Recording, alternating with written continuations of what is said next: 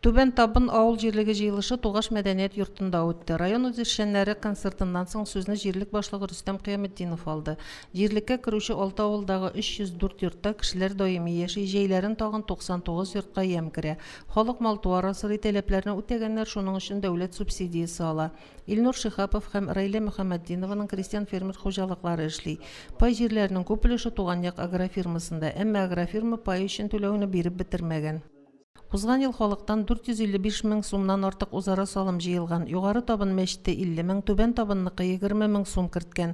Тугаш һәм Түбән Табын зиратларыннан металл кылдыклары сатылып, узара салымга 75 мең сум кертелгән.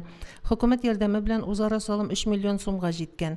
Бу суммага башкарылган эшләрнең барысы да күз алдында. Җыелышта авыл җирлеге башлыгы эшчәнлеге канәгатьләнерлек дип табылды. Авыл эчендәге юлларны төзекләндерү, ял паркы булдыру, башка мөһим бурычлар куелды. Булар өчен узара салым акчасының вакытында җыелуы кирәк. Мотор гына яшәп киләләр. Моның өчен инде авылда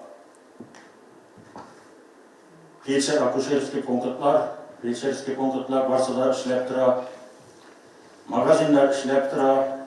Җыелыштагылар Тугаш белән Маҗын арасындагы юлны эшләп бетерү, Мөслим Чаллы трассасында куркынычсызлыкны тәэмин итү, тегермәнлектә газ үткәргечләрне буяу кирәклеге, Түбән Табын авылы халкының да клубка йөрисе килүен әйттеләр. Мәләтамак авыл җирлеге башлыгы Рузилә Насифуллинаның хезмәтендә җыенда катнашучылар уңай бәяләде. Ул башкарылган эшләрне анализлады, агымдагы елга планнар белән таныштырды. Имам-хатиб Өлфәт Мортазинны халык саны кимүе, мәчетләргә йөрүчеләрнең саны аз булуы борчый. Мәләтамакта күп фатирлы йортта яшәүче күп балалы ханым район башлыгына йортның торышы буенча мөрәҗәгать итте.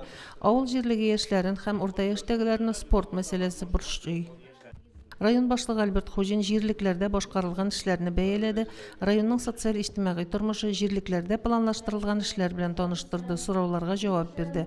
Мөнира Арсланова, Динар Нуретдинов, Мөслим телевидениесе.